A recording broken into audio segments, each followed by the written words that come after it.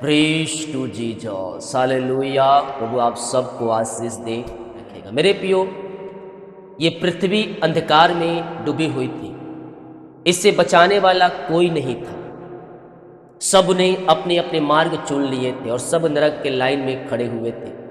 परमेश्वर ने देखा और वो हम पर तरस खाया, हम पर दया किया और उसने एक रास्ता निकाला कि इनके पापों को कैसे खत्म किया जाए। क्योंकि जब हम पुराने नियम को पढ़ते हैं तो वहाँ पास हम पाते हैं कि एक व्यक्ति जितने बार पाप करे वो होम बलि चढ़ाता था, यानी कि वह बलिदान करता था, और जितना बार पाप करे वो उतनी बार अपने पाप को ढांप दिए करते थे बलिदान के द्वारा।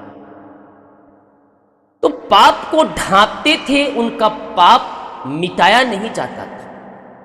तब परमेश्वर ने देखा कि मनुष्य पाप बार बार में डूब रहे हैं और बार बार अपने पापों को ढांप रहे हैं। तो उसने एक रास्ता निकाला और वो रास्ता अपने इकलौते पुत्र को इस पृथ्वी पर भेजा, यीशु मसीह का जन्मदिन। तो अपने इकलौते पुत्र को परमेश्वर ने इस पृथ्वी पर भेजा। किस लिए भेजा? कि मनुष्यों को पापों को वह अपने ऊपर लेकर एक पापों की क्षमा प्राप्त करने का एक रास्ता तैयार कर। और यीशु मसीह इस पृथ्वी पर आया मनुष्यों के रूप में और मनुष्यों को पापों की क्षमा दिलाने के लिए वो अपना अंतिम रक्त को कलवरी क्रूस पर बहा दी, ताकि जो कोई उस पर विश्वास करे वह नष्ट ना हो परंतु अनंत जीवन में वह प्रवेश करने पाए। हालेलुया। तो यीशु ने हमारे पापों के लिए वह दुख सहा, जो कलवरी क्रूस पर लहू बहाया वो हमारे पापों की खातिर बहाया। अब एक मनुष्य पापों की क्षमा अगर चाहता है तो अपने पापों की क्षमा प्रभु यीशु मसीह से मांग सकता है। जो यीशु कलवरी क्रूस पर अपना अंतिम रक्त बहाया है, उस लहू के द्वारा वह पापों की क्षमा प्राप्त करके अनंत जीवन में प्रवेश कर सकता है। क्योंकि यीशु मसीह ने जगत के पापों को अपने ऊपर ले लिया, ताकि जो कोई विश्वास करे वह नष्ट ना हो परंतु अनंत जीवन में प्रवेश करे। तो यीशु मसीह इस पृथ्वी पर जन्म लिया हमारे और आपके खातिर, ताकि हम पापों की क्षमा प्राप्त कर सकें। अब जो व्यक्ति यीशु मसीह के पास आता है और अपने पापों का अंगीकार करता है और अपने गुनाहों को मान लेता है कि हाँ प्रभु, मैंने पाप किया है, गुनाह किया है, मुझे क्षमा कर, अपने लहू से धोकर शुद्ध और पवित्र कर और दोबारा ना करने का हम उससे वादा करते हैं और उसके वचन में बने रहते हैं, उसके वचन के अनुसार अपना जीवन जीते हैं, तो यीशु मसीह अपने पाप अपने लहू से धोकर शुद्ध और पवित्र करता है उस व्यक्ति को। अब पिछले जो पुराने नियम में पाप जो ढांपे जाते थे, अब वह पाप मिटाए जा चुके हैं। जो व्यक्ति अपने पापों की क्षमा यीशु मसीह से मांगता है, उसके पाप ढांपे नहीं जाते हैं बल्कि उसके पाप मिटा दिए जाते हैं। हालेलुया। और एक नया जीवन वह व्यक्ति जीता है, एक मसीह में एक नई सृष्टि बन जाता है और मसीह के पीछे चलते हुए वह अपना जीवन जीता है और स्वर्ग राज्य में वह प्रवेश कर। यीशु मसीह इस पृथ्वी पर जन्म लिया हमारे और आपके खातिर। हम यीशु का जन्मदिन धूमधाम से भिन्न प्रकार के तरीकों से हम मना रहे हैं, लेकिन जन्मदिन मना रहे हैं उसके वचन के अनुसार हम चलने के लिए हम प्रयत्न करें। यीशु मसीह ने नाम से ज्यादा, अपने नाम से ज्यादा इन वचनों को महत्व दिया है। हालेलुया। वो राजाओं का राजा है, प्रभुओं का प्रभु है। वो राजा तो था लेकिन राजा जैसे जीवन नहीं जिया। हालेलुया। ये यीशु का जन्मदिन हमारे जीवन में लागू होने पाए कि हम उसके वचन के अनुसार चलने वाले हो जाए, ताकि हम स्वर्ग राज्य में प्रवेश करने पाए। यीशु मसीह का इस जन्म पृथ्वी पर हुआ, वो सबसे छोटे स्थान को चुना, एक कोठरी को चुना वो चाहता तो बड़े बड़े राजा महाराजा थे इस पृथ्वी पर, वहां वह जन्म ले सकता था, वहां वह पैदा हो सकता था, लेकिन उसने जन्म का स्थान एक चरनी का स्थान चुना। हालेलुया। एक छोटा देश, जिस देश को कोई नहीं जानता था, जिस देश को कोई पहचानता नहीं था, उस स्थान को यीशु मसीह ने चुना। हालेलुया। देखिए मत्ती के दूसरे अध्याय के उसके 6 वचन, हे बतलहम, तू जो यहूदा के प्रदेश में है, तू किसी भी रीति से यहूदा के अधिकारियों में सबसे छोटा नहीं, क्योंकि तुझ में से एक अधिपति निकलेगा जो मेरी प्रजा इज़राइल की रखवाली करे। हालेलुया। यहाँ पास हे बतलहम, तू जो यहूदा के प्रदेश में है, यहूदा का एक प्रदेश था, एक देश था, उसमें एक स्थान था जिस स्थान का नाम बेतलहम था और है। तो उस स्थान को यीशु मसीह ने चुना, जिस स्थान को यहूदा के प्रदेश में कोई जानता नहीं था, कोई पहचानता नहीं था। वहां राजा और ज्योतिषी खोजते खोजते उस स्थान पर गए और इस बेतलहम के स्थान को खोजे। अब वहां पास यह कहता, तू किसी भी ऋतु से यहूदा के अधिकारियों सबसे छोटा नहीं है। छोटा था तू, लेकिन अब तू बड़ा बन चुका है, क्योंकि तुझ में से एक अधिपति निकलेगा जो मेरी प्रजा की रखवाली करेगा।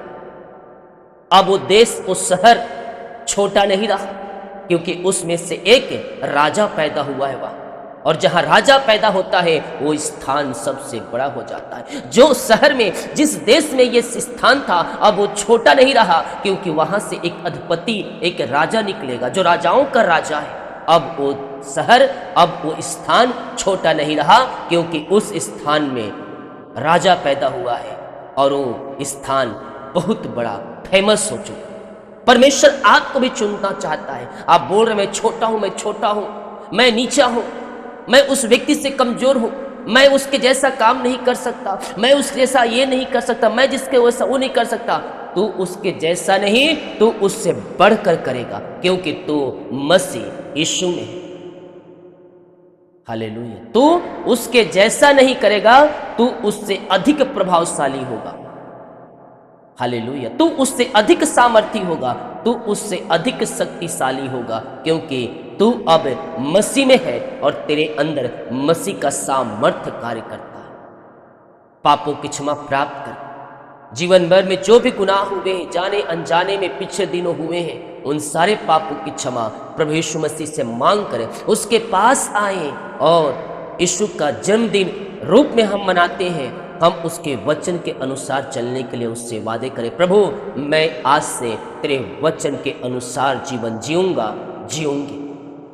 ये जीवन अपनी महिमा के लिए उपयोग कर। आने वाले साल में परमेश्वर आपको बड़े बड़े स्थानों पे बैठाएगा। जब हम उसके वचन के अनुसार चलते हैं, स्वर्ग का परमेश्वर भी हमें अपनी आशीषों से भरपूर करता है। वो सामर्थी है, वो राजाओं का राजा है। यह कहता है, हे बेतलहम, तू जो यहूदा के प्रदेश में है, तू किसी भी रेती से छोटा नहीं, क्योंकि तुझ में से एक अधिपति निकलेगा जो मेरी प्रजा इज़राइल की रखवाली करेगा। तब हेरोदेस ने ज्योतिषियों को चुपके से बुलाकर उसे पूछा कि तेरा ठीक समय पर कहाँ दिखाई दिया था, और उसने यह कहकर उन्हें बेतलहम भेजा, जाओ उस बालक के विषय में ठीक मालूम करो, जब वह मिल जाए तो मुझे समाचार दो, ताकि मैं भी आकर उससे प्रणाम करूं। राजा कहता है ज्योतिषियों के, जाओ तुम ठीक मालूम करो, खोजो कि वह बालक किस स्थान पर पैदा हुआ है, और मुझे सुसमाचार सुन दो ताकि मैं आकर प्रणाम करूं। लेकिन ये जो राजा था, ज्योतिषियों से झूठ बोला कि तुम मुझे आकर समाचार दो, मैं भी जाकर प्रणाम करूं। उसे प्रणाम नहीं, बल्कि उसे खत्म करने के लिए योजना थी उसके मन में, लेकिन ज्योतिषी ये नहीं समझ पाए। लेकिन परमेश्वर राजा की बातों को उन ज्योतिषियों के ऊपर प्रकट कर दिया, उन व्यक्तियों के ऊपर प्रकट कर दिया कि तू वहां ना जाना, क्योंकि जाएगा तो तू मारा जाएगा। हालेलुया। तो परमेश्वर दिल की बातों को जानता है, और राजा के मन को उन ज्योतिषियों के ऊपर प्रकट कर दिया, जो खोजते खोजते गए थे और उन्हें वहां जाने से रोक दिया। परमेश्वर भी हमारे जीवन में एक योजना रखा। उस योजना को जब हम प्राप्त करना चाहते हैं तो हम प्रभु के वचन के अनुसार हमें जीवन जीना होगा और उसके वचन के अनुसार चलना होगा। वो योजनाएं हमारे जीवन में परमेश्वर लागू करेगा।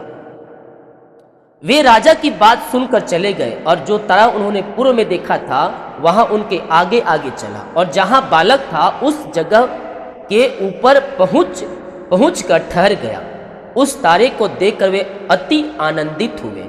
उन्होंने उस घर में पहुंचकर उस बालक को उसकी माता मरियम के साथ देखा और मुंह के बल गिरकर बालक को प्रणाम किया और अपना अपना थैला खोलकर उसको सोना, लोबान और गंधरस की भेंट चढ़ाई।